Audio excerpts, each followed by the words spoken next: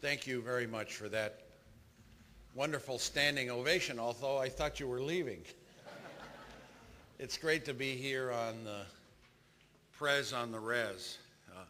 I want to state for the record that I was the first proud candidate for president to accept this invitation. And I thank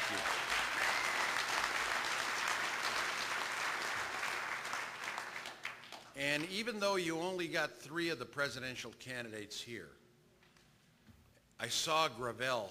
I don't know if Kucinich is coming too, right? So you got 3. It shows that this is, in my judgment, a step forward, although it is negative and embarrassing that not every presidential candidate is here.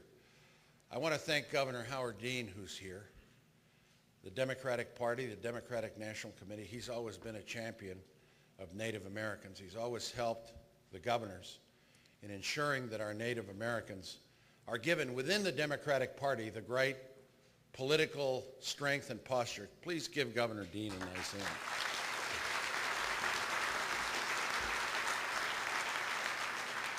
And what he has also done that is very valuable, and I know that this is supposed to be a bipartisan group, but I'll be a Democrat for a second.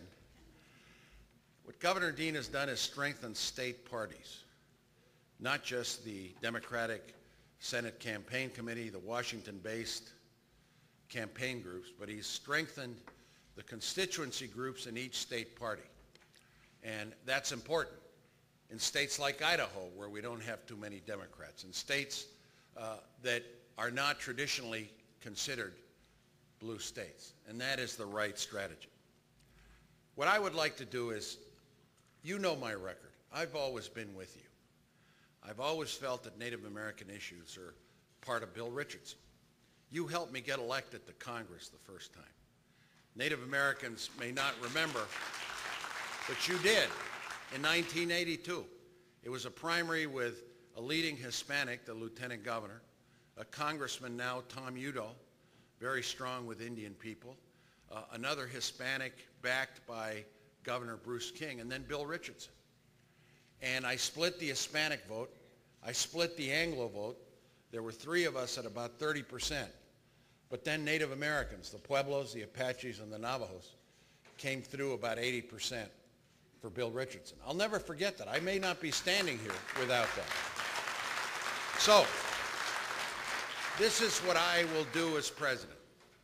This is what I will do as president. One, I mentioned, there's no more important responsibility for American president to see that we must respect tribal sovereignty. We must respect the government-to-government relationship. And what I will do is not only respect that, but I will take 2 steps that need to be taken. One that has been taken before, one that has never been taken before.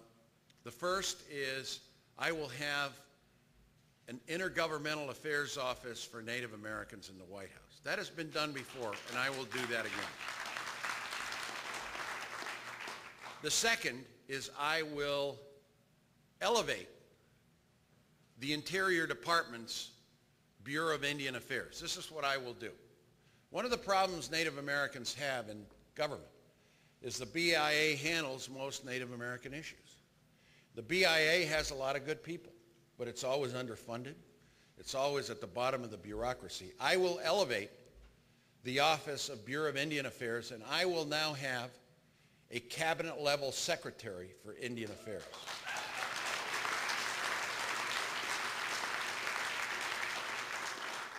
I also want to recognize the great efforts of one of my fellow candidates for president. I don't know if he's here, but when he was a senator from Alaska, he always stood with the Alaska Native people. I don't know if you see my buddy Mike Gravel, tell him I said something nice about him. Senator Gravel, I don't know if you're here.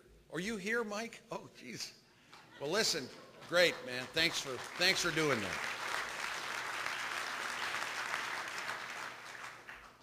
I will also try to settle the trust fund account issue. This is something that belongs to Native Americans. It's been in court too long.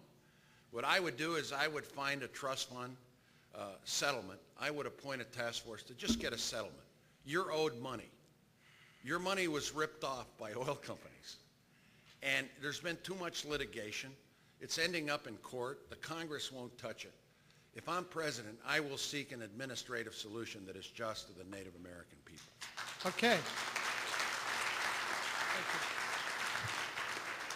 I'd like to jump in and get some tribal leaders asking questions. We'll start with the Vice Chair of the Morongo Band, Marianne Andreas. Welcome, Governor Richardson. I have been observing previous debates, and I hear other candidates talk about plans for poverty and plans for health care, and they haven't come here to Indian country. How can they make a plan without coming to the poorest of the poor? We have the highest infant mortality rate. We have the highest teenage suicide. We have the lowest life expectancy. More dollars are spent on an individual federal prisoner's health care than on an individual IHS patient each year. More American Indian and Alaska Native women die from all cancers combined than any other race of women. Can you talk to us today about your plans for health care and poverty? Well, the Indian Health Service is woefully underfunded. It's even reached a point where I talked to a Native American woman in Nevada yesterday who told me that a recent surgical procedure at the IHS that would have saved the life of the woman's sister could not be performed because of cuts in the Indian Health Service. One of the responsibilities the federal government has when the government took away your land and took away your resources was that in exchange for taking away your land, that the American government would provide for health care and education adequate. There's been a breach of trust. It hasn't happened. So what I would do is I would fully fund, there's a new piece of legislation which we are pushing in New Mexico too at the state level. It's called the Indian Health Care Improvement Act, which will fully fund Native American programs. But I, as president, will push for universal health care for every American, no matter who you are, Native American, African American, Hispanic, ditch digger, CEO, elementary school teacher. Every American should get the best possible health care. I know there are also a lot of Indian veterans. What I will also do is, besides the Indian Health Service, the VA, I believe every Indian veteran, every veteran should get from me a hero's health card. And that means that our veterans can get health care in this country anywhere they want, at any hospital, at any facility. Our